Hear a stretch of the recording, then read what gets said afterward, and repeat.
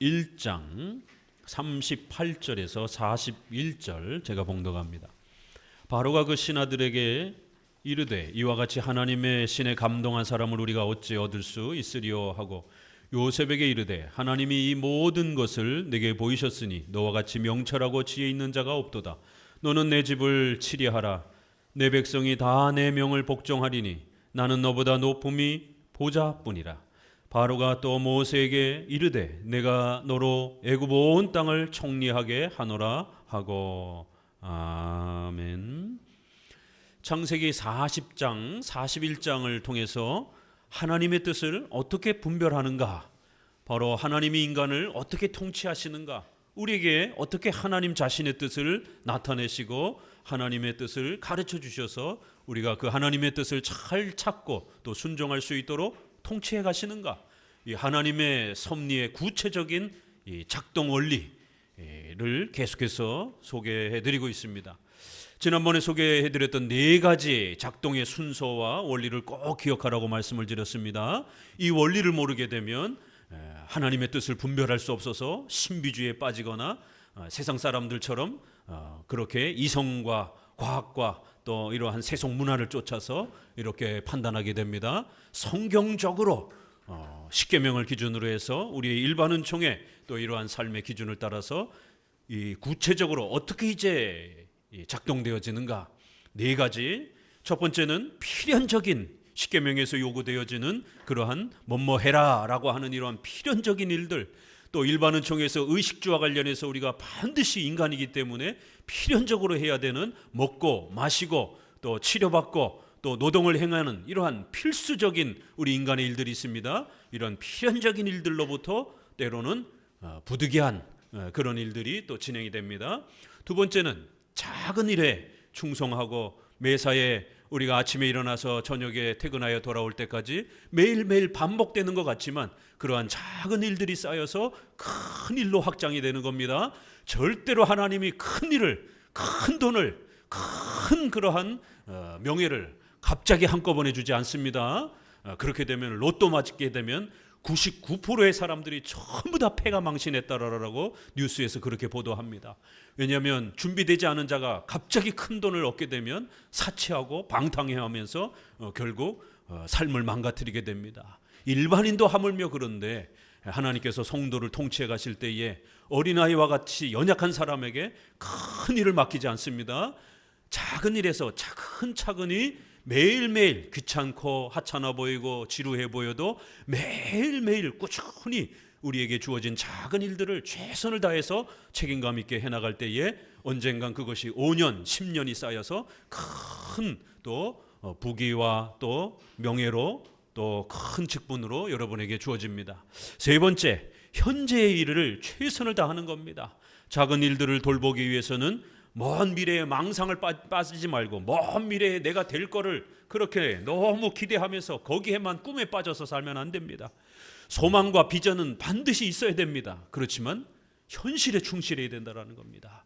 미래의 비전은 가슴에 품고 현재의 작은 일들을 최선을 다하면서 미래에 되고 싶은 일들이 있다라면 현재 열심히 준비하면서 작은 일부터 최선을 다해서 그렇게 각각 학생은 학생답게, 청년은 청년답게, 또 성인은 성인답게, 또 노년에는 너무 욕심내지 마시고 생애의 모든 또 삶을 마감할 준비를 하면서 또 이렇게 각각의 현재의 일을 최선을 다하면서 미래를 바라보는 겁니다. 그리고 마지막에는 능동적으로 책임감 있는 그러한 우리의 모든 일들을 적극적으로 그렇게 해나가는 겁니다. 우연히 어떤 기적적인 일들이 우리 인생에 주어질 수 있습니다. 그건 갑자기 우리에게 주어지는 거기 때문에 수동적으로 그냥 우리가 받아들이는 것입니다.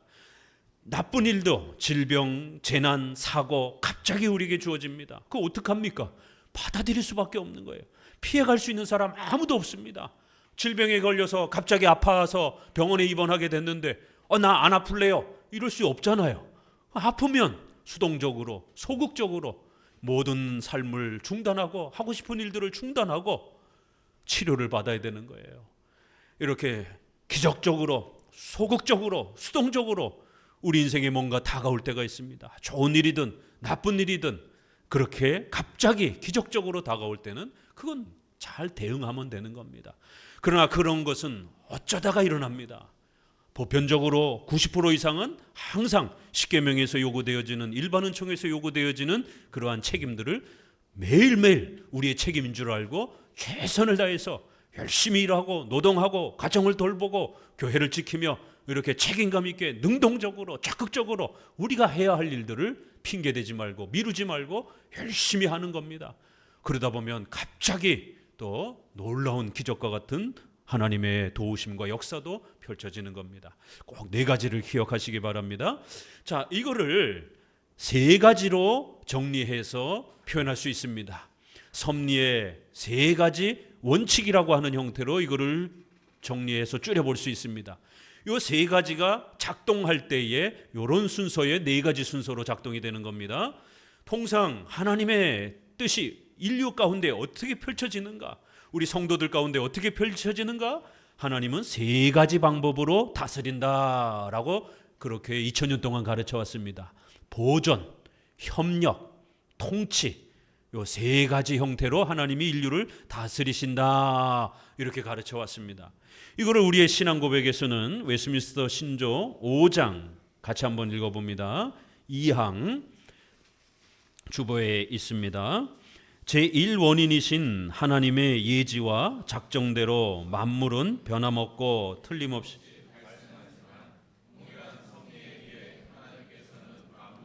제2원인들의 성질을 따라서 필연적으로 자유롭게 우연적으로 일어나도록 정돈하셨다. 이 하나님의 섭리는 바람과 같아서 우주에 있는 중력과 같아서 우리가 보고 만지고 느낄 수 있는 게 아닙니다. 1시간 뒤에 하나님이 이렇게 하라는구나, 1분 뒤에 하나님이 나를 일로 가라고 하는구나, 이렇게 하지 않습니다. 우리 눈에 안 보입니다. 그래서 우리는 우리에게 주신 이성과 인격을 가지고 성경을 열심히 분석하고 또 우리의 일반 은총의 법과 질서와 이런 부분들을, 예의 범절을 열심히 분석하고 배워서 최선을 다해서 판단하고 결정하는 겁니다. 하나님은 하나님의 위대한 섭리를, 하나님이 원하시는 모든 것을 하나님의 뜻대로 이루어 가십니다. 그러나 그 하나님의 전능하신 역사가 우리 눈에 보이는 방식으로 그렇게 펼쳐지지 않습니다. 보이게 펼쳐지면 1분 뒤엔 뭐 해야 되고 1초 뒤엔 뭐 해야 되고 이렇게 되면 우리가 기계가 되는 거죠. 선택할, 도덕적인 선과 악을 선택할 인격의 행위가 작동되질 않는 겁니다. 짐승이나 기계는, 우주는 기계적으로 작동되지만 우리 인간은 인격을 가진 자이기 때문에 하나님의 신비로운 역사에 의해서 우리 인간은 우리가 원하는 걸 하는 거예요. 우리가 하기 싫은 걸 하지 않는 겁니다. 이렇게 도덕적으로 의지를 가지고 선과 악을 분별하며 선택하도록 인간은 비록 하나님만큼은 아니지만 그래도 우리 인간들도 원인, 모든 우리의 일상생활을 결정하고 판단하는 그러한 원인처럼 그렇게 행동한다라는 거예요. 그래서 성경에서 이 하나님의 절대주권과 인간의 인격적인 이 신비로운 이 조화관계를 설명을 하는데 우리 성도들이 이게 자꾸만 헷갈리다 보니까 우리 선조들은 이거를 신앙 고백에 제1원인, 제2원인 이렇게도 표현해 본 겁니다. 수학적으로 표현해 본 거예요. 하나님은 궁극적인 모든 역사를 이루어 가시는 분입니다. 그러나 그걸 우리 눈에 보이게, 우리 눈에 그거를 초단위로 이렇게 보여주면서 가르치는 게 아닙니다. 우리 인격이 작동되도록 보이지 않는 방식으로 바람이 스쳐 지나가듯이 중력의 그 위대한 힘이 우주를 지탱하고 우리가 거기서 살아가듯이, 숨쉬며 살아가듯이, 그러나 우리는 중력이 어떻게 우리를 지배하고 영향을 끼치는지 전혀 우리는 물리학자가 아니기 때문에 모릅니다. 하나님의 전능하신 능력과 힘이 우리의 의지와 발걸음을, 우리 주변 상황을 어떻게 지배하시는지 우린 모릅니다. 그건 신비롭게 작동이 되기 때문에 우리는 그저 우리가 깨달을 수 있는 부분을 성경을 열심히 분석하고 일반 은총의 관습과 법을, 예의범절을 잘 연구해서 도덕적으로 옳은 일을 선택하면 되는 거예요. 그래서 제1원인, 제2원인 이렇게도 표현하는 겁니다. 하나님은 모든 것을 자신의 뜻대로 행하시지만 하나님께서는 제2원인들의 성질을 따라서 인간의 이러한 인격이 잘 작동되도록 인간은 억지로 그렇게 사는 게 아니에요. 우리는 자원해서 우리가 원하는 대로, 여러분이 예수님도 믿고 교회도 나오고, 여러분 결혼할 때 누가 억지로 시키는 게 아니잖아요. 여러분이 좋아서 배우자를 선택하잖아요. 이렇게 자원함으로 스스로 우리가 원해서 자유롭게 우리가 그렇게 행동하도록 하나님은 그렇게 섭리한다라는 거예요. 그래서 이거를 보존, 협력, 통치 이렇게도 표현하고, 신앙 고백이니까 좀 더 쉬운 말로 필연적으로 보존은 창조 질서를 보존하는 거기 때문에 필연적으로 창조 질서에 맞춰 살아야 된다는 거예요. 자유롭게 자원적으로 우리 인간의 의지를 하나님이 사용하신다라는 거예요. 그래서 협력이라는 말을 쓰는 겁니다. 하나님이 인간의 의지를 사용하는 그러한 협력의 균형과 조화를 통해서 우리의 의지를 자유롭게 우리가 활동하도록 그렇게 역사하시는 방식으로 협력하신다라는 거예요. 그래서 하나님도 100%, 인간도 100% 자기가 원하는 것을 행하며 살아가는 것이. 그러나 알미니안주의자들은 신인 협력주의를 주장하면서 하나님은 50%, 인간의 50% 그렇게 서로 도와야 된다, 공로적으로 도와야 된다, 우리가 하나님을 도와줘야 된다, 이런 식으로 신인 협력주의를 가르칩니다. 이 신비로움을 이해를 못하기 때문에 50대 50으로 가르칩니다. 그러나 우리 장로교는 숫자적으로 표현한다라면 100%. 그래서 하나님은 자신이 기뻐하시는 모든 뜻을 펼쳐내시는 겁니다. 그런데 우리 눈에 그걸 가리워서 우리가 인격을 가지고 우리는 우리가 원하는 것을 선택하고 싫은 것을 안 할 수 있는 그러한 100% 우리가 원하고 싫어하는 것을 따라서 우리 인간은 살아가도록, 인격적인 존재로 살아가도록 또 우리는 그렇게 펼쳐져 갑니다. 그래서 수학적으로 보게 되면 100%예요. 그러나 하나님이 우리 인간의 의지를 공로로 도움을 받는 게 아니라 하나님의 통치의 수단으로 그렇게 사용하는 겁니다. 인간은 의지를 가진 존재이기 때문에 그렇게 인간과 협력하는 것처럼 보이는 겁니다. 그러나 저들은 공로주의적 협력이고 우리 장로교는 수단적 협력입니다. 인간의 의지를 사용하고 같이 그 역사가 펼쳐갑니다. 욥이 고난을 받을 때 사탄도 공격합니다.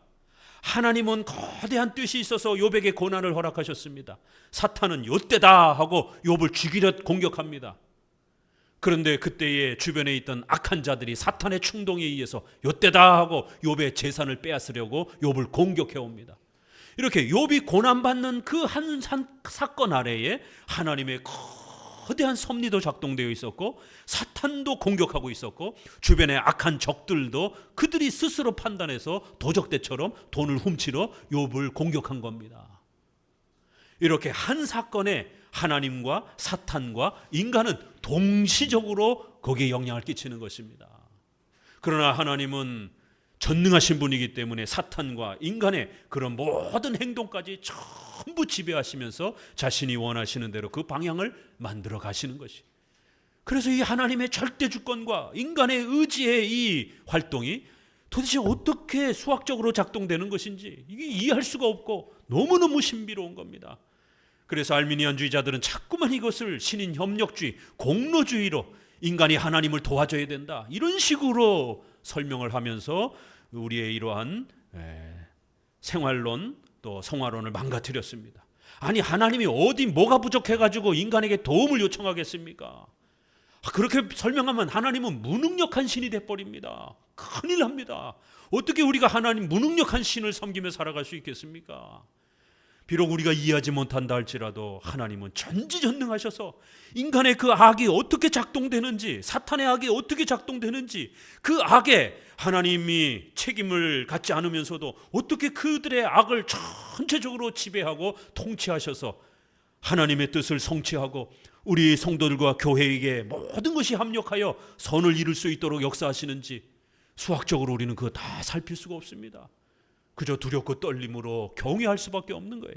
다만 성경에서는 보존, 협력, 통치, 필연적으로 자유롭게 우연적으로 요 세 가지 방식으로 역사하신다라는 것을 가르치고 있기 때문에 요 세 가지를 잘 배워서 필연적인 거는 창조 질서의 필연적인 원리, 먹고 마시고 잠자고, 목회자도 잠자야 됩니다. 목사님 잠 안 자고 살면 죽습니다. 빨리 죽습니다. 우리가 원해서 또 자유롭게 우리는 일상생활을 살아가고, 우리가 원해서 예수님을 믿고 교회 생활을 합니다. 이렇게 하나님은 우리 인간의 의지를 자유롭게 우리가 자원적으로 펼쳐질 수 있도록 그렇게 수단적으로 협력하시는 거예요. 그리고 마지막 하나는 통치, 직접적으로 통치하는 거예요. 앞부분은 좀 더 간접적인 통치라면 마지막은 직접적으로, 우연적으로 하나님이 자연 만물을 지배하셔서 우리의 발걸음을 강력하게 통제하시는 것입니다. 기적이라고도 표현하는 것이죠. 우연히 어떤 일들이 일어나는 겁니다. 이렇게 필연적으로, 자유롭게, 우연적으로, 이걸 좀 더 신학적으로 표현하면 보존, 협력, 통치, 이렇게 표현됩니다. 꼭 요 세 가지 형태로 잘 기억하시고, 이제 40장, 41장에는 이런 하나님의 뜻을 분별할 수 있도록 하나님의 통치의 섭리 역사가 요 세 가지 방식으로 어떻게 펼쳐지는지를 오늘 본문을 잘 살피면서 또 함께 배워가시기 바랍니다. 41장 1절 보니까 이제 드디어 바로가 꿈을 꿉니다. 만 2년 후에 바로가 꿈을 꾼즉 하숫가에 섰는데 7 암소가, 살찐 암소가 하수에서 올라와요. 그리고 이제 풀을 뜯어 먹습니다. 그런데 그 뒤에 아주 빼짝 마른 암소가 7마리가 또 올라옵니다. 그러더니만 살찐 암소를 그냥 잡아먹어버린 겁니다. 또 다른 꿈을 꿨습니다. 한 가지에서 7개의 아주 살찐 튼튼한 가지가 올라왔습니다. 그런데 옆에 마른, 빼짝 마른 가지가 7개가 또 올라옵니다. 그러더니만 튼튼한 가지를 집어삼켜버린 겁니다. 아니, 이게 도대체 무슨 뜻일까? 아무리 살펴보고 또 7절, 8절에 있는 것처럼 애굽의 술객과 박사들을 전부 불러가지고 이 꿈을 해석해보라라고, 과거에는 이런 꿈 해몽자들이 많았기 때문에 최고의 전문가들을 불러서 이거를 해석시켜봤지만 그 누구도 해석을 할 수 없었던 것입니다. 왜 애굽의 왕의 삶에 이런 갑작스러운 일이 주어졌습니까? 자, 이건 어떻게 주어지는 거죠? 갑작스럽게 주어진 겁니다. 애굽 왕이 잘 먹고 잘 살고 제국을 통치하고 있었는데 갑자기 꿈을 2개 이상한 꿈을 꾸고 나서는 앞에 관원들이 꿈을 꾸고 나서 근심이 가득하고 잠을 못 자고 이 꿈이 너무 이상하고 두려워서 일상생활을 못할 정도로 너무너무 힘든 거예요. 바로도 이 2 꿈을 꾸고 나서는 너무너무 힘들어가지고 일상생활을 못할 정도로 너무 괴로워서 많은 전문가들을 불러봤지만 아무도 해석을 못하는 거예요. 갑자기 꿈꾸고 나서는 사람이 정신이 이상해진 것이에요. 이렇게 하나님은 우리 인생 속에 갑자기 어떤 일들을 행하십니다. 그래서 우리가 가고자 했던 길을 막으십니다. 그리고 때로는 우리가 가기 싫은 일들을 길을 갑자기 열어놓으셔서 또 일을 하도록 이렇게 지배하십니다. 우리 인생이 내 거라고요? 절대로 그렇지 않습니다. 인생을 조금만 살아봐도 우리가 원하는 대로, 아니 누구든지 다 삼성처럼 그 어마어마한 세계적 부자가 되어서 또 오래도록 장수하면서 또 더 나가서 서울대 모두가 다 다니고 싶죠. 이런 소원 없는 사람이 어디 있습니까? 그런데 그렇게 다 됩니까? 안 되잖아요. 하나님 막으시는 거예요. 어떤 사람에겐 열으시고 어떤 사람에겐 막는 것입니다. 애굽의 신하들에게도 그 뛰어난 박사들이 수많은 꿈들을 해석해 왔는데 어떻게 된 건지 이 꿈은 도무지 해석할 수가 없는 거예요. 수많은 그동안의 자료들을 검색해봐도 해석을 할 수가 없는 겁니다. 인간의 생각, 마음, 의지, 결단, 모든 인간의 생각까지도 하나님이 전부 다 차단할 수 있다는 거예요. 그 지식을 여시는 분도 하나님이고 깨닫고 떠오르게 하시는 분도 하나님이고 까마득하게 잊어버리고 인간의 모든 지식을 차단시키는 분도 하나님이시라는 거예요. 섭리가 얼마나 무섭고 대단한 것인지를 여러분은 창세기를 통해서 계속해서 배우면서 이런 하나님의 섭리적 지배가 저와 여러분 가운데 오늘날도 펼쳐진다는 걸 배우는 겁니다. 절대로 고개 쳐들고 어깨에 힘주고 이렇게 살아가면 안 되는 겁니다. 하나님이 지혜와 지식을 주셔야 하루하루 우리가 살아가는 겁니다. 잠언 21장 1절에 왕의 마음이 여호와의 손에 있음이 마치 보의 물 같아서 그가 임의로 인도하시느니라. 우리가 강줄기에 물을 갖다가 이렇게 흙으로 둔덕을 쌓으면 얼마든지 물줄기를 만들 수가 있잖아요. 이렇게 물줄기를 인간이 자기 원하는 대로 길을 낼 수 있는 것처럼 하나님은 그 위대하고 어마어마한 권력을 가진 왕들의 마음조차도 그들의 변덕과 그들의 심술과 그들의 통치의 모든 생각까지 하나님 원하는 대로 다 움직여 가신다라는 거예요. 세상의 위정자들이 교회를 핍박하니 두렵습니까? 그 마음까지도, 악한 마음, 선한 마음까지도 하나님이 지배하신다라는 거예요. 이렇게 섭리법칙의 세 번째 내용을 제일 먼저 소개합니다. 우연적으로, 기적적으로 하나님이 직접적으로 개입하셔서 왕의 마음에도 저와 여러분의 마음속에도 하나님이 그때그때 하나님이 원하시는 대로 우리 인생의 길을 이끄시기 위해서 관여하신다라는 겁니다. 부자들은요, 적어도 한 100억 이상 정도의 부자들에게 여쭤보면 운 7에 자신의 노력 3이라고, 운 7 기 3 이런 표현을 많이 합니다. 인생을 살아보니까 자기가 아무리 노력을 해도 노력한 것 같고 되지 않더라는 거예요. 돈을 나름대로 열심히 저축해서 투자하려고 했는데 투자 상대방 회사가 망해버렸어요. 갑자기 세계 경제가 어려워져가지고 그 사업이 인기가 떨어져 버렸어요. 야, 어떤 사람은 뒤로 넘어져도 앞에 코가 깨져요. 이게 상식적으로 말이 됩니까? 뒤로 넘어지면 뒤통수가 깨져야 되는데 어떻게 앞에가 다칩니까? 하는 일마다 안 돼요. 참 여러분, 인생을 살다 보면 그런 경험들을 느낄 때가 얼마나 많습니까? 물론 우리가 열심히 노력하고 잘 저축해서 부를 일궈가야 됩니다. 그러나 그것만으로 다 되는 게 아니라는 거예요. 일반인들도 운이 70이었다라고 이렇게 얘기를 합니다. 그런데요, 1000억 이상 되는 상상을 할 수 없는 정말 큰 부자들한테 여쭤보면 뭐라고 얘기하는지 아세요? 운이 90이고 자기 노력이 10이라는 거예요.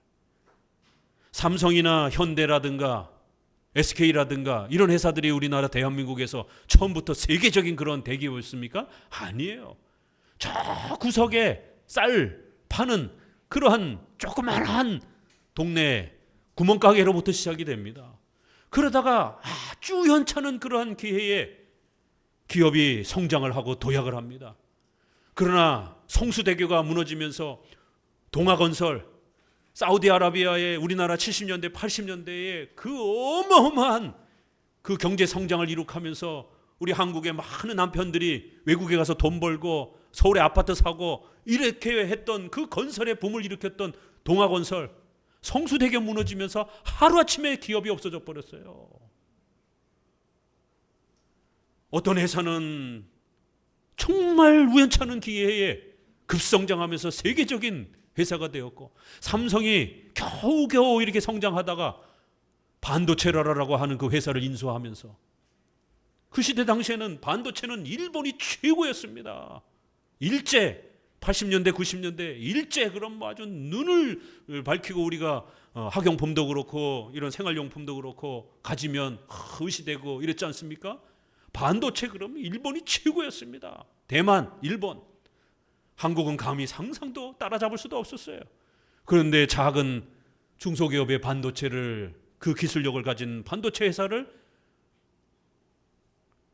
이병철 회장과 아들이 싸우면서 아들이 이건희 회장이 강력하게 요구를 해가지고 반도체 회사를 인수를 한 겁니다. 삼성의 임원진들이 다 반대했습니다. 이런 우연찮은 그런 계기로 인해서 삼성이 세계적인 반도체로 성장을 하며 인류 기업이 되나. 그런데 어떤 기업은 그렇게 한국을 들었다 놨다 하면서 한국에 엄청난 달러를 벌어들였던 이러한 동아건설은 하루아침에 그냥 회사가 없어져 버리는, 대우 같은 이런 엄청난 전자회사도 다 그냥 사라져 버렸어요. 그래서 정말 큰 부자들은 운이 90이고 자기 노력이 10%라 이렇게 말하는 거예요. 세상 사람들은 그렇게 말하지만 우리 크리스찬들은 어떻게 말해야 되겠습니까? 하나님의 섭리가 90%인 겁니다. 우리가 그저 조금 우리는 하나님 앞에서 책임감 있게 우리가 해야 할 일들을 최선을 다해서 노력하는 것뿐인 겁니다.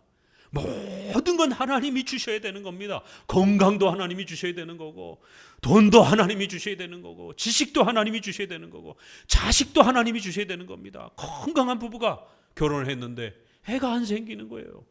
이거 어떻게 설명할 겁니까 이게?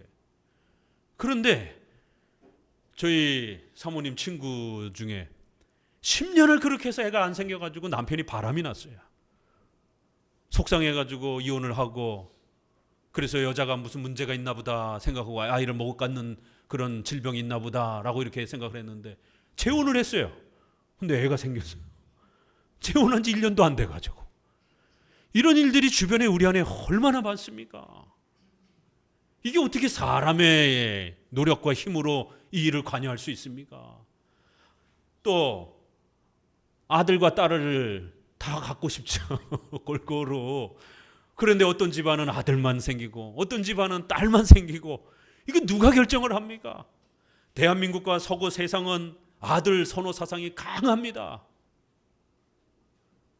인간의 이 욕망에 맞춰서 애를 낳았으면 우리 여성들은 다 죽었을 것이에요. 그런데 희한하게 인류 역사가 그렇게 남자 중심으로 그렇게 남자들만 선호하면서 이렇게 발버둥을 쳤는데도 세계의 여성과 남성의 비율은 거의 비슷합니다. 이걸 어떻게 인간의 힘으로 조절할 수 있겠습니까? 이렇게 하나님은 기적적으로 오늘 우리의 인생을 지배해 가시는 것입니다. 자, 우리 14절 읽어봅니다. 14절부터 이에 바로가 보내어 요셉을 부르매 그들이 급히 그를 옥에서 낸지라. 요셉이 곧 수염을 깎고 그 옷을 갈아입고 바로에게 들어오니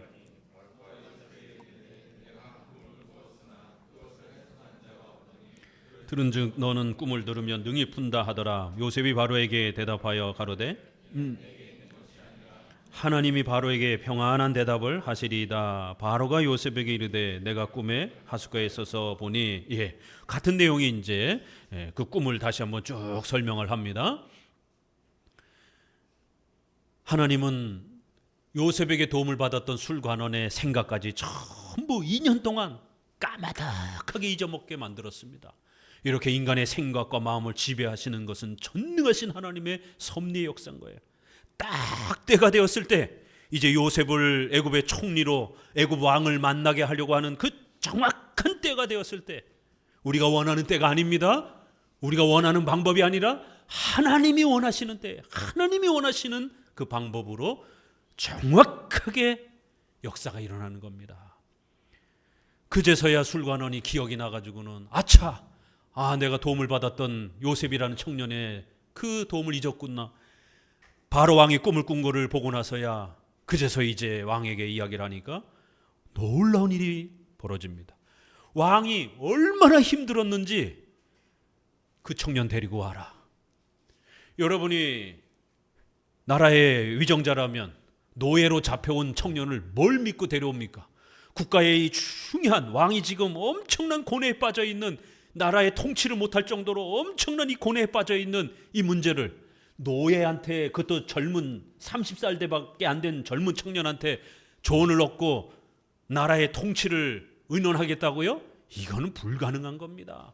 여러분 회사의 사장이라면 저 말단 직원한테 회사의 중요한 그러한 조언을 듣겠습니까?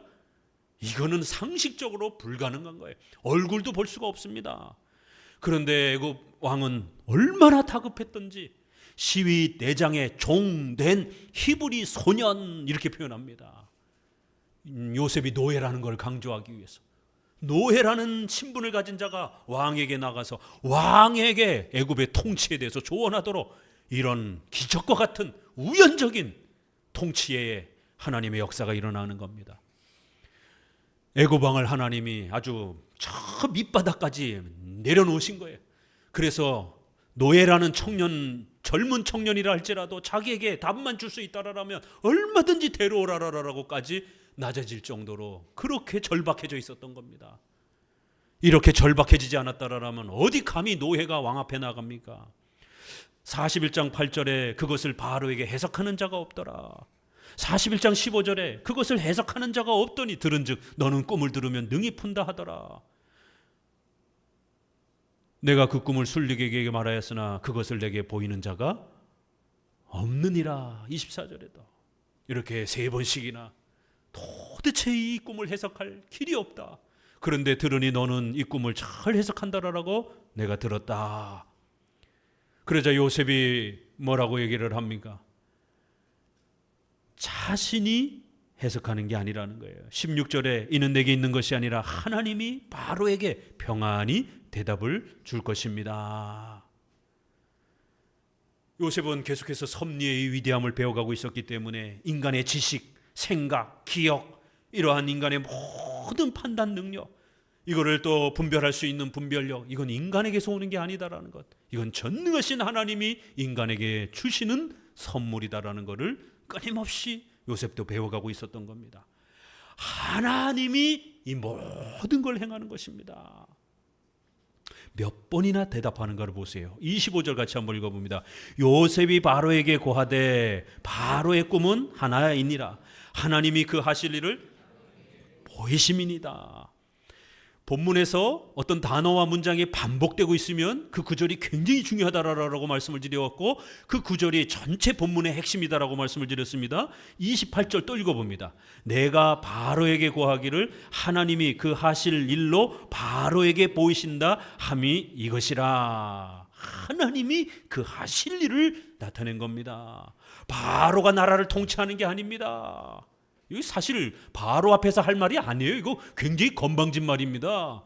왕 앞에서 이 말했다가 죽을 수도 있는 것이에요. 왕은 그 당시에는 신처럼 지배를 받고 있던, 존경을 받던 그런 시대인데 왕이 나라를 통치하는 게 아닙니다. 왕이 이 모든 제국을 다 능력으로 가진 게 아닙니다. 하나님이 하신 겁니다. 하나님이 주신 겁니다. 이렇게 말하고 있는 거예요. 겁을 상실한 거죠 지금.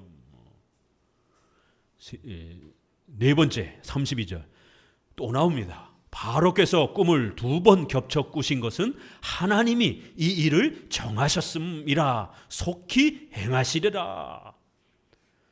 더 나아가서 당신이 태어나기도 전에, 당신이 왕이 되기도 전에 험한 세계 속에서 하나님이 예정과 작정을 통해서 이미 다 전부 다 계획해 놓으시고 결정해 놓은 겁니다. 그리고 이제 그 정하신 대로 아주 속히 그 모든 일들을 진행할 겁니다. 왕이 통치해 가는 게 아닙니다. 하나님이 통치해 가는 겁니다. 한치 오차도 없이 하나님이 계획하신 대로 그렇게 일해 가시는 겁니다. 얼마나 놀랍습니까? 지금 41장에서 뭘 강조하려고 하는지를 우리가 알 수 있습니다. 한 번 더 나옵니다. 5번이나 소개합니다. 39절 요셉에게 이르되 하나님이 이 모든 것을 내게 보이셨으니 너와 같이 명철하고 지혜 있는 자가 없도다. 나중에 꿈대로 정말 펼쳐지고 나니까 왕도, 이방 왕도 너무너무 놀래서 야, 정말 하나님이, 너가 믿는 이스라엘의 하나님이 정말 살아계시고 이런 모든 일들을 내가 태어나기도 전에 나를 애굽 왕으로 작정하셨고 내가 제국을 통치하도록 내가 하는 게 아니라 하나님이, 너희가 믿는 그 하나님이라는 신이 이 제국을 전부 다 통치하시는 거구나. 이런 고백을 세상에 불신자가 하고 있는 거예요. 성도 여러분, 두려워하지 마시기 바랍니다. 하루하루를 살아갈 때에 예기치 못한 일들이 주어지고, 또 이번 주에도 우리 자매가 그렇게 갑자기 또 숨을 쉬지 못해서 지금 병원에 이렇게 입원해 있습니다. 얼마나 두렵겠습니까? 작은 질병도 아니고 생명에 또 이러한 지장을 주는 또 이러한 큰 병이 성큼성큼 우리 앞에 다가오게 되면 얼마나 무섭고 두렵습니까? 돈으로 해결할 수 없잖아요. 돈이 아무리 많아도 해결할 수 없는 겁니다. 하나님이 우리에게 생명을 주셔야 하나님이 정하시고 하나님이 속히 행하시고 하나님이 하실 일을 바로에게, 우리 인생에게 행하시는 거예요. 그것이 하나님이 정하시고 결정하시고 계획하신 일이라면 비록 아프고 힘들고 눈물 나도 하나님이 원하시는 만큼 경험해야 됩니다. 겪어야 됩니다. 이게 기복주의와 우리 개혁주의 섭리신앙하고 다릅니다. 기복주의는 뭐예요? 인간은 본능적으로 싫은 겁니다. 고난이. 그러니까 하나님, 내가 금식을 40일을 해서라도 내가 1억을 헌금할 테니 나의 이 질병 빨리 해결해 주세요. 내가 원할 때, 내가 원하는 만큼, 내가 원하는 정도로 빨리 해결해 주세요. 이게 기복주의인 겁니다. 한국교회는 기복주의로 물들어 있습니다. 8, 90%가. 그래서 인간의 종교적 욕망을 끊임없이 자극하고 그렇게 채울 수 있다라고 그렇게 설교합니다. 그러나 그렇게 다가갔지만 인생이 원하는 대로 어디 됩니까? 안 되잖아요. 그러니까 하나님께 원망하고 불평하는 겁니다. 그러나 성경은 그런 하나님을, 인간이 원하는 것을 다 들어주는 그런 하나님이 아닙니다. 신을 우리의 비서처럼 그렇게 부리는 그런 인본주의 하나님을 가르치지 않습니다. 전지전능하신 하나님, 우리에게 생명을 주시고 우리의 생사화복을 주장하시는 전지전능하신 하나님을 가르칩니다. 신본주의 하나님을 가르칩니다. 그 하나님의 통치와 다스림 앞에 우리는 두렵고 떨림으로 하루하루를 그 하나님의 뜻에 어긋나지 않도록 하루하루를 살아야 되는 그런 피조물임을, 하나님은 창조주여 전능자임을, 주인이심을, 신본주의 하나님을 가르치는 겁니다.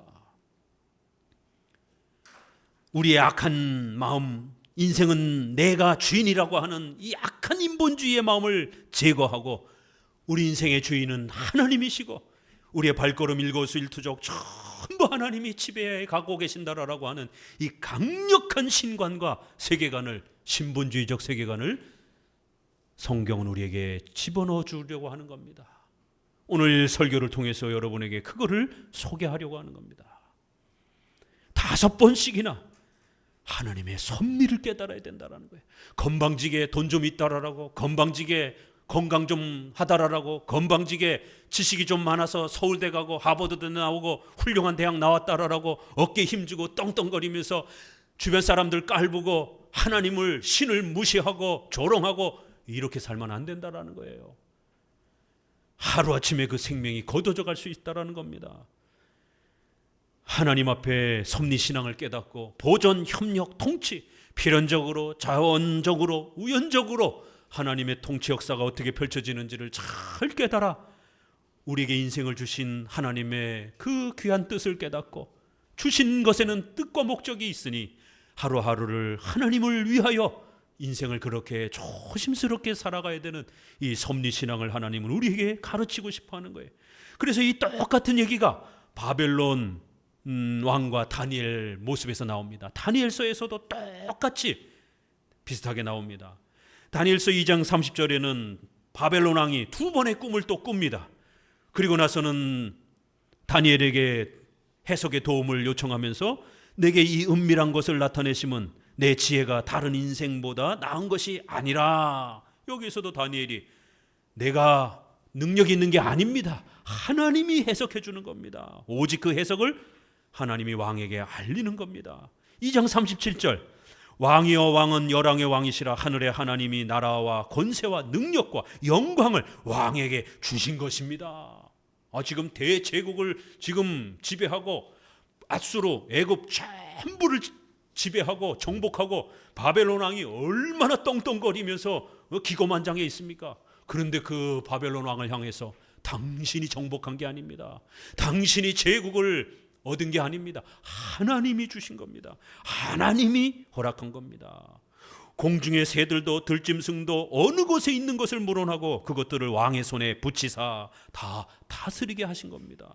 까불지 말라라는 거예요. 교만하지 말라라는 겁니다. 의시되지 말라라는 거예요. 4장 17절에 곧 인생으로 지극히 높으신 자가 인간 나라를 다스리며 자기의 뜻대로 그것을 누구에게든지 주시며 또 지극히 천한 자로 그 위에 세우시는 줄을 알게 하려 하심이라. 낮은 자를 높이시기도 하고 교만한 자를 저 밑바닥으로 낮추시기도 하는 이러한 인생의 모든 역사를 지극히 높으신 전지전능하신 하나님이 인간 나라를 다스린다라는 것을 깨우치게 하시려고 이 꿈을 2번이나 꾸게 한 겁니다. 4장 35절에는 땅의 모든 거민을 없는 것 같이 여기시며 하늘의 군사이든지 땅의 거민에게든지 그는 자기 뜻대로 행하시나니 누가 그의 손을 금하시든지 혹은 이르시기를 내가 무엇을 하느냐 할 자가 없도다. 인생의 모든 돈과 권세와 부귀영화를 없는 것 같이 여기시고 하나님은 자기 뜻대로 모든 역사를 이루어 가신다라는 것이, 전지전능하신 하나님을, 섭리하시고 통치하시는 하나님을 다시 한번 성경을 통해서 굳게 또 붙잡으시기 바랍니다. 자, 25절에는 이제 구체적으로 해석해 갑니다. 요셉이 바로에게 고하되 바로의 꿈은 하나입니다. 이게 이제 어떻게 해서 하나냐면, 7 암소는 7 또 풍성한 가지는 이삭은 7년 풍년입니다. 또 바짝 마른 암소와 가지는 이삭은 흉년 7년입니다. 그래서 7년의 풍년과 7년의 흉년이 앞으로 닥칠 것입니다. 그럴 때 이제 33절에 이제 바로께서는 명철하고 지혜 있는 사람을 택하여 애굽 땅을 치리하게 하시고, 바로께서는 또 이같이 행하사 극중에 나라 전체에 여러 관리를 두어 그 7해 풍년에 애굽 땅에 5분의 1을 거두어서 25%를 그 양식을 저축해 가지고 그 관리로 장차올 풍년의 모든 곡물을 거두고 그 곡물을 바로의 손에 돌려 양식을 위하여 각성에 적치하게 하소서. 46절에도 이제 요셉이 총리가 되고 난 다음에는, 앞부분에서는 요셉이 자기가 총리가 될 줄 몰랐으니까 애굽에 있는 지혜와 명철이 아주 출중한 감독관, 실력을 갖춘 훌륭한 행정관을 뽑아가지고 그런 사람들을 통해서 애굽 전역에 창고를, 곡식 창고를 만들으라는 거예요. 뭘 제시하죠? 물류창고. 수도에만 곡식 창고가 있으면 저 시골에 있는 사람들은 흉년에 굶어 죽는 거예요. 가져러 가다가 굶어 죽을 거예요. 그렇죠? 그러니까 애굽이 얼마나 큽니까? 대제국이었으니까 그 모든 곳에 관리자를 세우고 창고를 세우라는 거예요. 그리고 적어도 25% 정도 식량을 저장하라는 거예요. 자, 이러한 지혜가 어디서 나왔겠습니까? 이것도 물론 하나님이 주신 것일 수 있어요. 그렇지만 흉년과 풍년을 예언적으로 받았고, 그 다음 내용은 상식적으로, 합리적으로, 이성적으로 판단한 겁니다. 아니, 당연히 흉년이 오게 되면 대비해야 될 것 아니겠습니까? 여러분 40대 50대에 한참 성장하실 때, 돈 많이 벌 때 노년을 저축하고 적금을 들고 준비해야 될 것 아닙니까? 그래야 노년에 노동을 하지 않고 편안하게 생활할 수 있는 것입니다. 이렇게 상식적으로, 이성적으로 흉년이 다가올 테니까 풍년 때에 곡식을 아껴서 잘 저축하라라고, 지혜와 명철을 가진 사람을 뽑으라라고 권면을 합니다. 물론 이것도 하나님이 요셉에게 주신 은혜일 수 있습니다. 그러나 보편 상식적인 판단인 겁니다. 자, 섭리 원칙 두 번째의 세 가지 중에서 첫 번째, 두 번째가 같이 소개됩니다. 첫 번째는 뭐예요? 필연적으로 우리 인간은 먹고 살아야 돼요. 하나님은 창조 질서를 세워주셔서 중력이 작동이 되고 봄, 여름, 가을이 작동이 될 수 있도록 그렇게 자연 기후를 만들어 주셨고, 우리 인간은 반드시 먹어야 됩니다. 위가 있어서 먹어야만 되는 존재로 하나님이 그렇게 창조해 놨어요. 그런데 신비주의에 빠진 목사들이 성도들을 향하여 40일 금식기도, 20일 금식기도, 툭탁하면 일주일 금식기도를 하라라고, 그래야 능력이 일어나고 여러분 집안에 원하는 기도 제목이 있으면 금식을 해야 고침받고 또 기도 응답이 된다라고 금식을 밥 먹듯이 시켰습니다. 70년, 80년, 2000년 전에. 그래서 수많은 목회자들도 죽고 수많은 성도들도 죽고. 왜요? 안 먹으니까 죽는 거죠. 의료적으로 7일 이상을 굶으면 의학적으로 죽습니다. 의사들, 선생님들이 얘기하기를.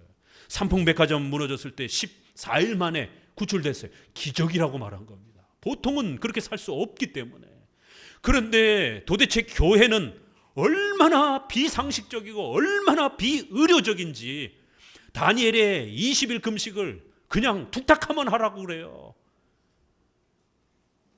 엘리야의 40일 금식기도, 모세의 40일 금식기도를 툭탁하면 하라고 그럽니다.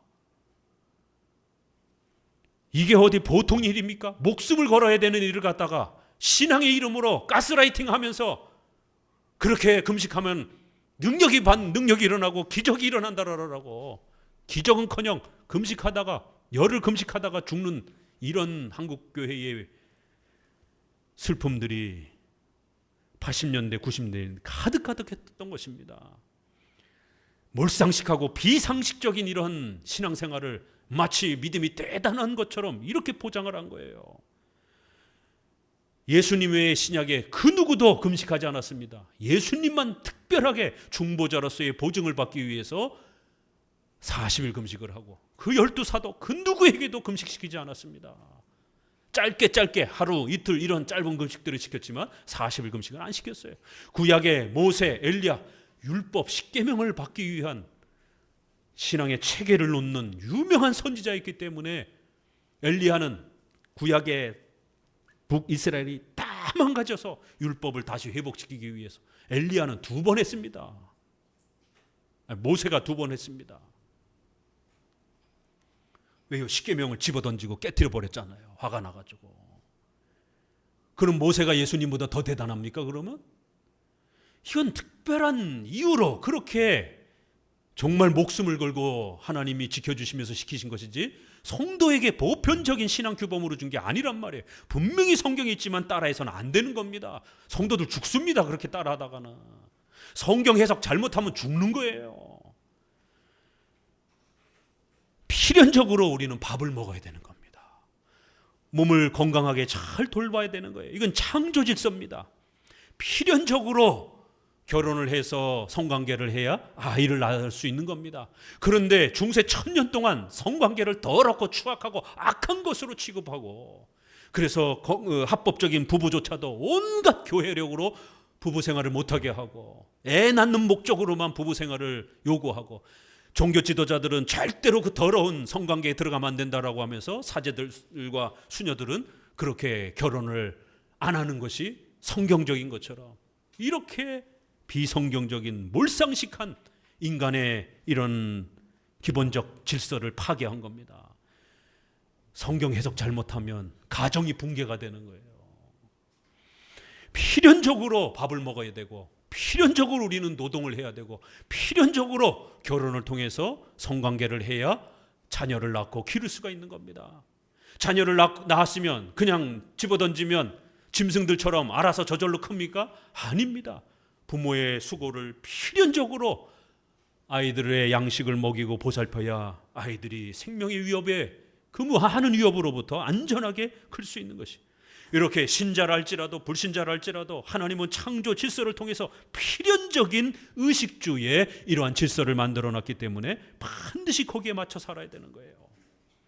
마태복음 4장 6절에 사탄이 예수님을 유혹하면서 하나님의 아들이거든 뛰어내리라.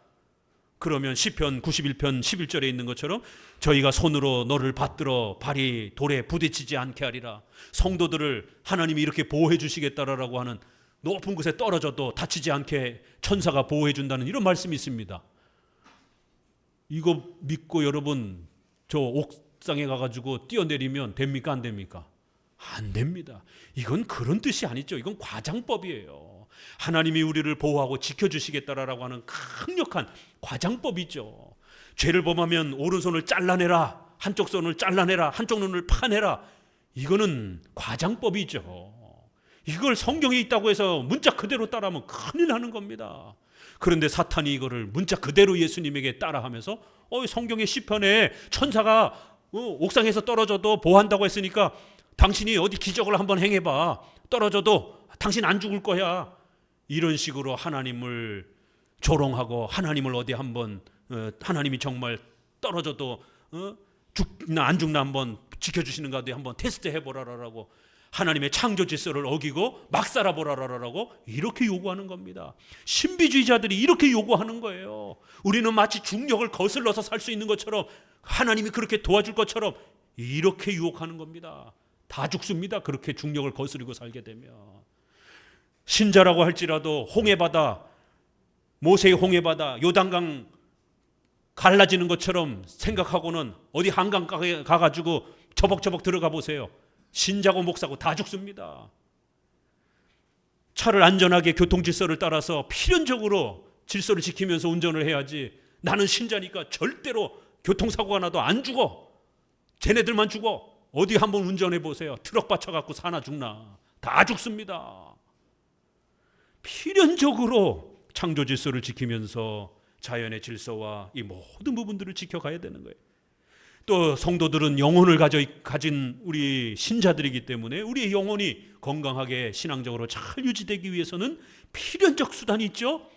신앙의 수단들, 정기적으로 주일날 예배 드려야 되고, 또 말씀 읽어야 되고, 성찬에 참여해야 되고, 기도해야 되는 이러한 교회적 신앙의 수단을 필수적으로 사용해야만이 여러분의 영혼이 자라가는 겁니다. 신자랄지라도 주일 성수 안 하고 성찬에 참여 안 하고 이러면 신앙이 다 망가지고 영혼이 피폐해집니다. 이렇게 신앙과 의식주에 있어서 필수적인 수단을 사용해야 되는 겁니다. 요셉은 풍년이 왔을 때 잘 먹고 잘 살고 그저 해외여행이나 다니고 40대 50대 돈 많이 벌 때 실컷 먹고 즐기십시오 이렇게 설명하지 않았어요. 그렇죠?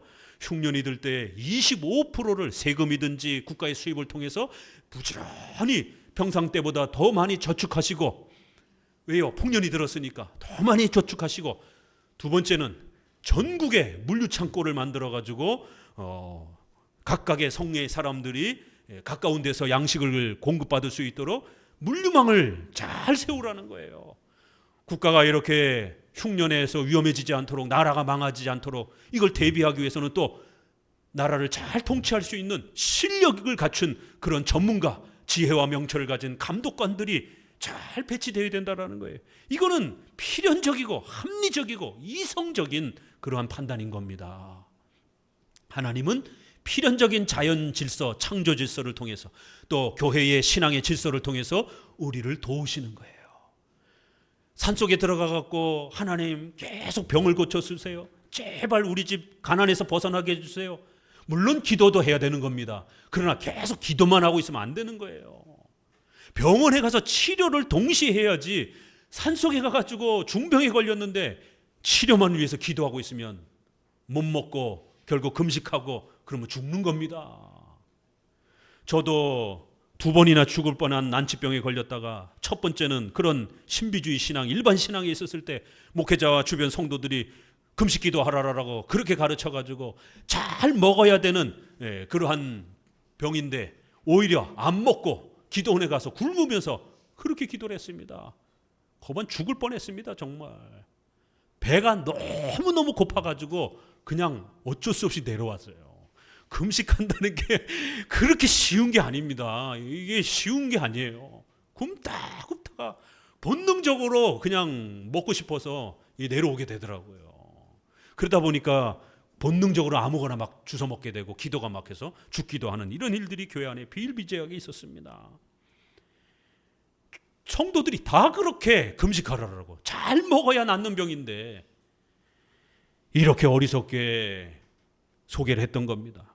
그러나 두 번째 난치병에 걸렸을 때는 이러한 섭리법칙을 잘 알았기 때문에 병원도 열심히 다니고 또 음식도 잘 먹으면서 기도하면서 기적적으로 하나님이 우연적으로 낫게 하시는 거예요. 난치병에 걸렸다가 2번이나 낫습니다. 이런 역사가 오늘날도 있는 겁니다. 백혈병, 그 다음에 악성 빈혈증, 혈소판 감소증, 이 3가지가 피질환의 난치병입니다. 이 중에 하나 걸렸었어요. 기적적으로 하나님이 치료해 주셔서 또 이렇게 낫기도 하는 겁니다. 30대 지금 20년 이렇게 살고 30년 가까이 잘 살고 있습니다. 이렇게 필연적으로 해야 될 일, 또 그 다음에 이제 섭리법칙의 두 번째, 자원적으로.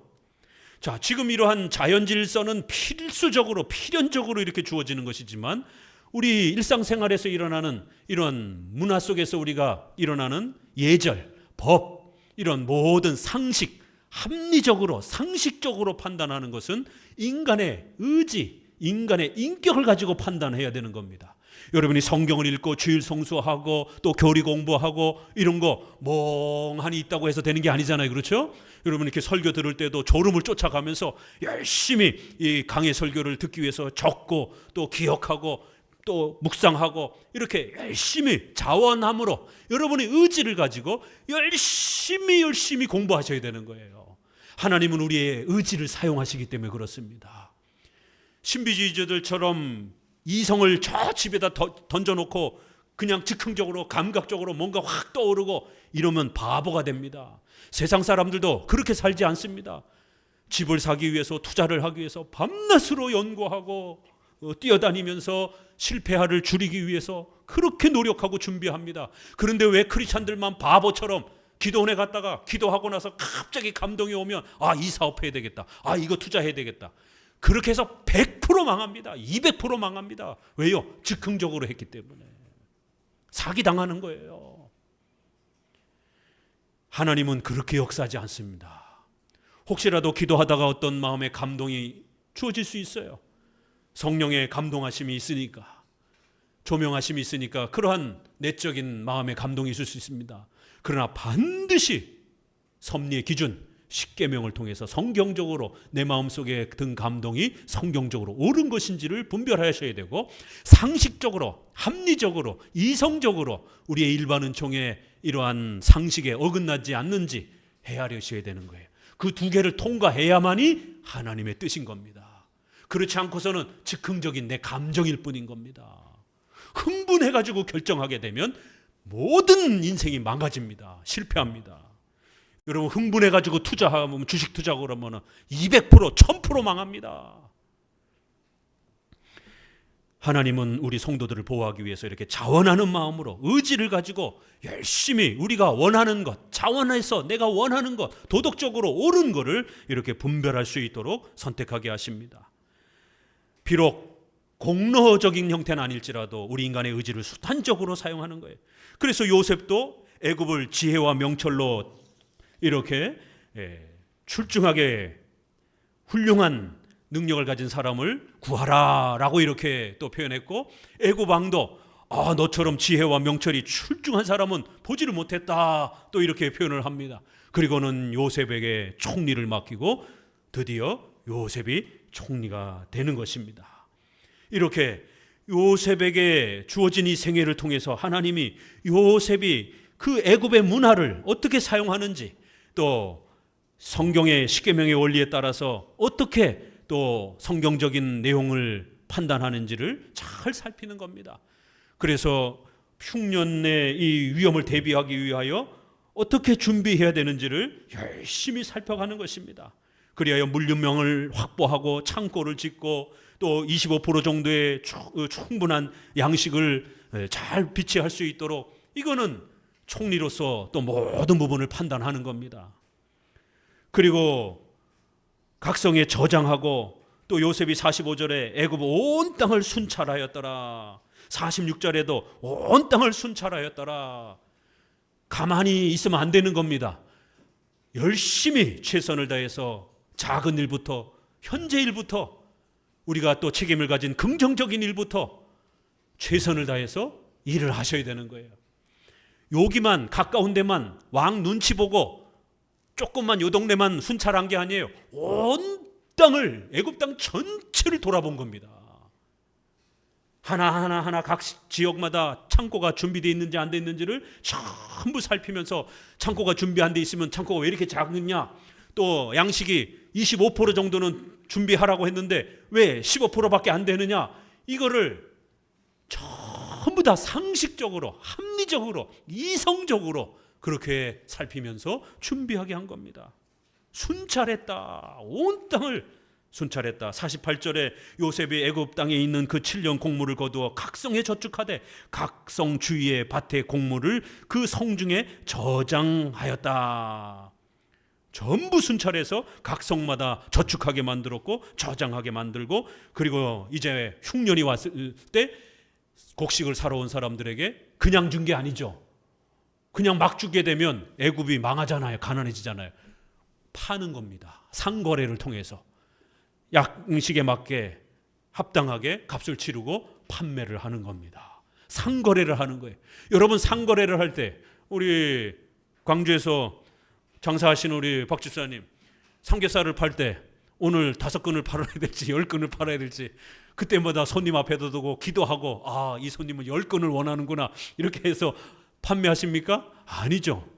마진을 생각하고 가게 종업원들의 급여를 생각하고 모든 걸 합리적으로 상식적으로 따지고 매매를 해야 되는 것이에요. 얼마를 팔아야, 또 어느 만큼 팔아야 종업원들에게 급여를 줄 수 있는지, 또 내가 수익을 얻을 수 있는지, 이걸 상식적으로 판단하고 분석하고 합리적으로 분별을 해야 장사를 할 수 있는 것이지 그냥 판매를 해도 안 되는 것입니다. 이렇게 요셉은 백성들이 또 물건을 사러 올 때 창고를 열고 애굽 백성에게 팔매. 잠언 6장 6절에 보게 되면 게으른 자여 개미에게로 가서 그 하는 것을 보고 지혜를 얻으라.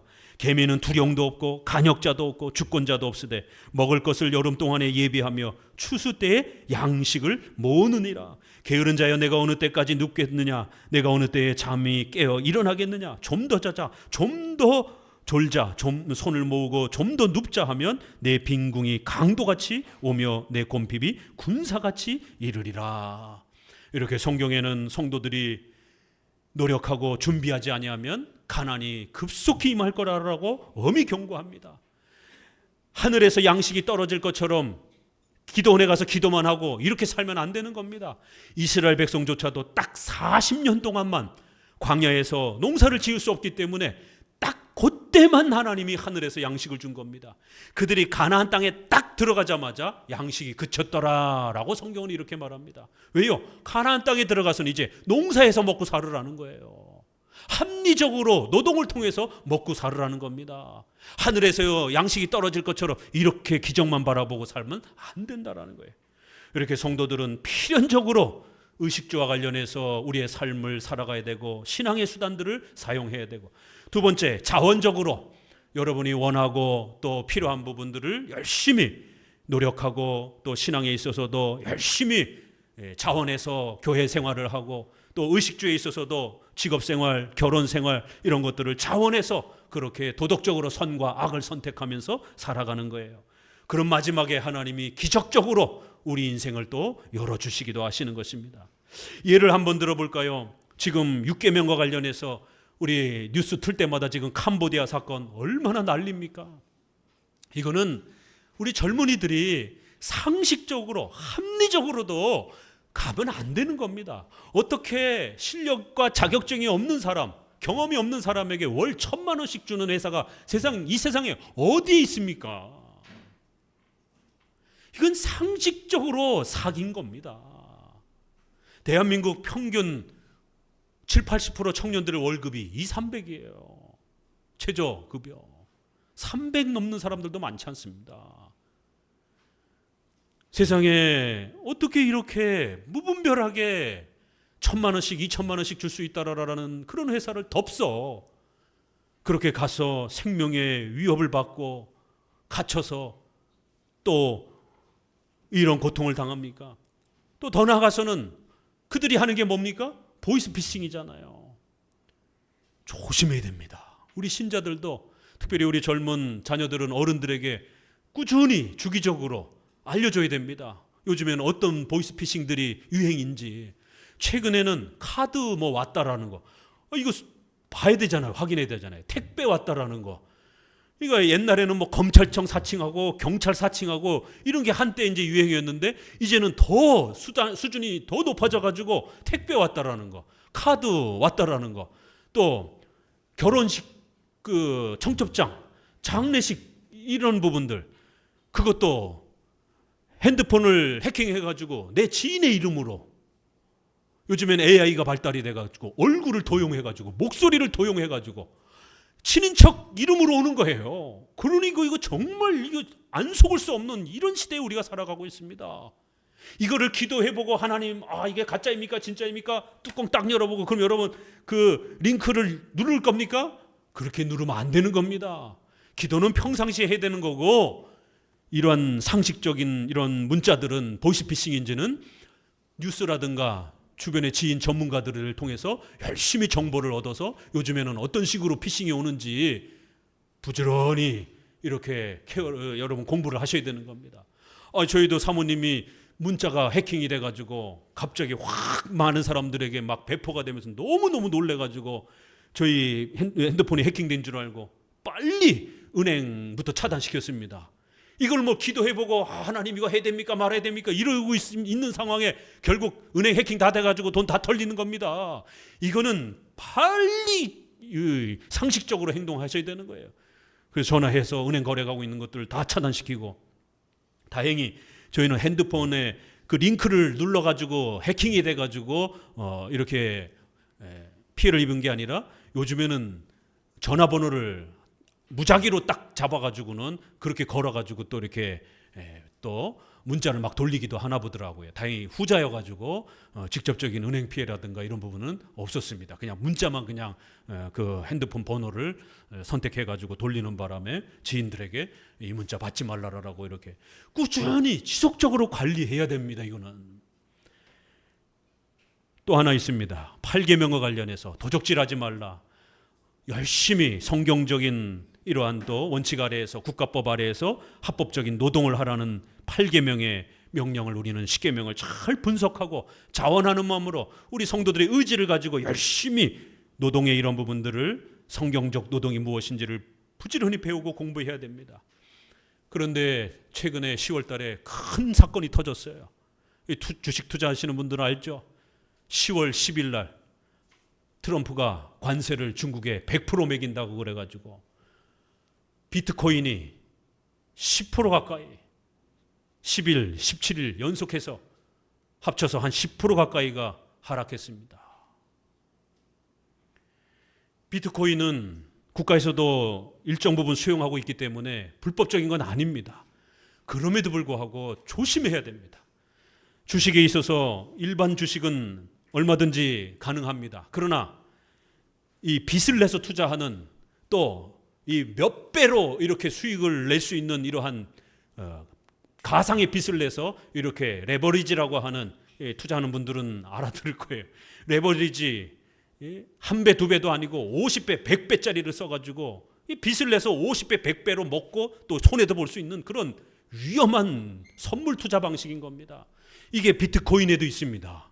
비트코인에도 당장 돈이 없으니까 그런 식으로 빚을, 가상의 빚을 통해서 그렇게 몇 배씩, 20배, 30배씩 걸어놓고 수익을 보고 만약 잃게 되면 그만큼 잃게 되는 겁니다. 굉장히 위험한 선물 투자 방식입니다. 파생상품 투자 방식입니다.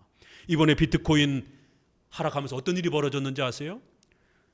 그 위아래로 30배, 100배 걸어놨던 사람들 수백억씩 손해를 봤습니다.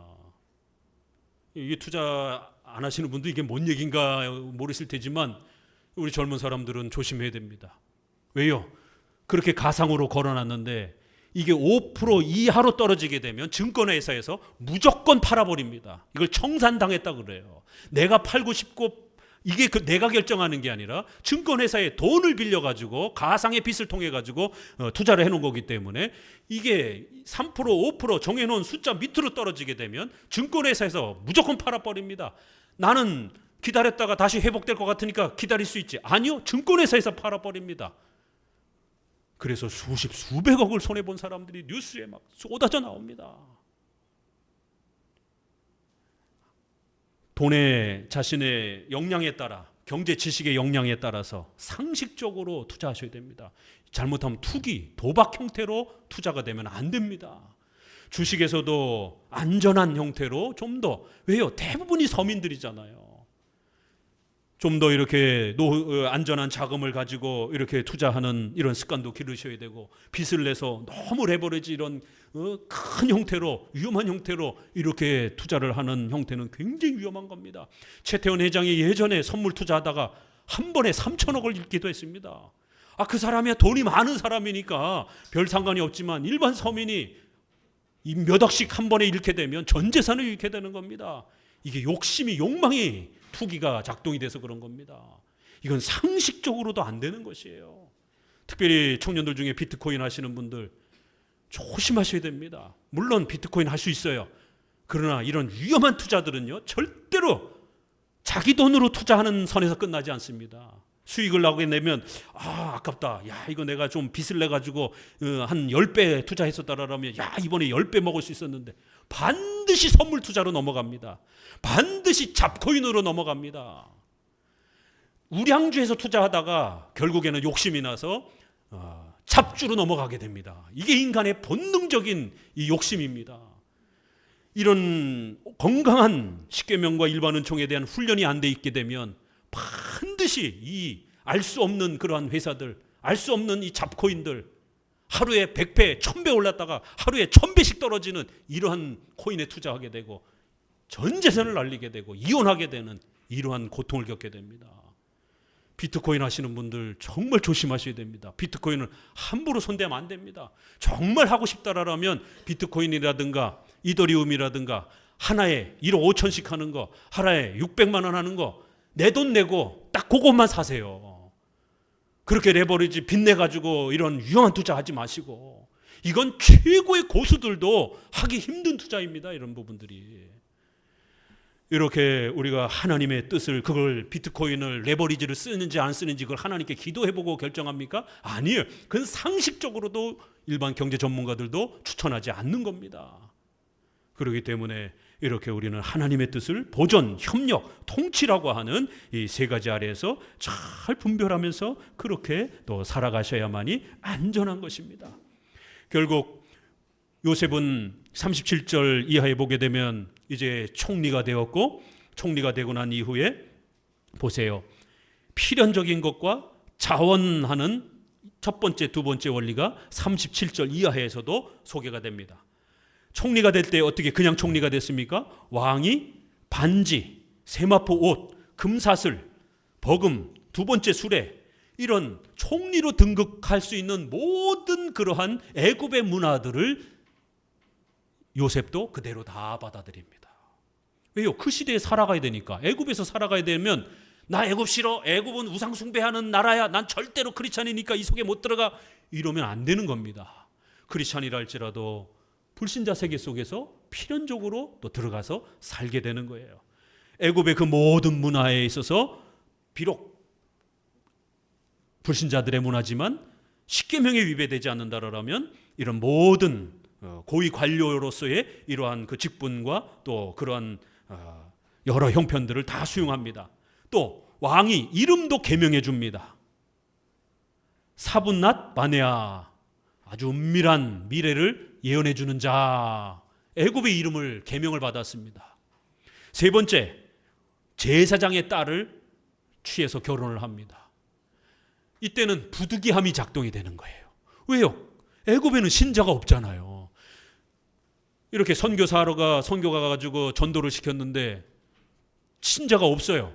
그러면은 그런 특수한 경우는 불신자랑도 어쩔 수 없이 결혼을 할 수밖에 없는 상황이 벌어지는 겁니다. 이렇게 필수적인 것과 부득이함, 이런 원리가 작동이 되는 거예요. 이렇게 애굽의 총리가 되면서 그 모든 문화들을 이렇게 받아들이고 이름도 바꾸고 또 불신자인 제사장의 딸과 결혼을 하는, 그럼에도 불구하고 또 요셉은 신앙을 나름대로 지켜가는 것입니다. 맨 마지막에 자기 두 아들을 낳고 나서 이렇게 고백합니다. 내 고난을 하나님이 이제 다 잊어버리게 하셨다. 므낫세, 에브라임, 하나님께서 이제 나의 모든 고난이 지나 모든 것이 합력하여 나를 번성케 해주실 것이다. 이거 다 뭐에 대한 고백이에요? 섭리신앙에 대한 고백입니다. 요셉도 13년 동안 17살에 그렇게 노예로 팔려와서 13년 동안이나 그 모진 고통을 겪으면서 고난을 하나님이 허락해 주셨으면 겪어야 된다라는 거예요.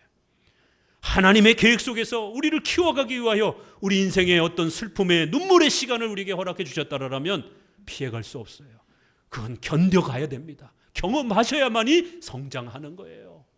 지금 당장 없애달라고 기도하지 마시고 하나님의 때에 하나님이 원하시는 방법으로 해결해달라고 기도하시기 바랍니다. 그리고는 모든 것이 합력하여 번성케 하고 하나님께서 우리 성도들에게 유익이 되는 방식으로 도와주실 것이다라는 것. 므낫세, 에브라임 이름 안에 요셉이 섭리신앙을 붙잡고 얼마나 몸부림치며 그 세월을 살았는지를 우리는 배우게 됩니다. 오늘 우리 성도들에게도 이러한 하나님의 뜻을 잘 분별할 수 있는 섭리신앙이 더욱 깊이 세워져 가기를 주의 말씀으로 권면을 드립니다. 기도합니다.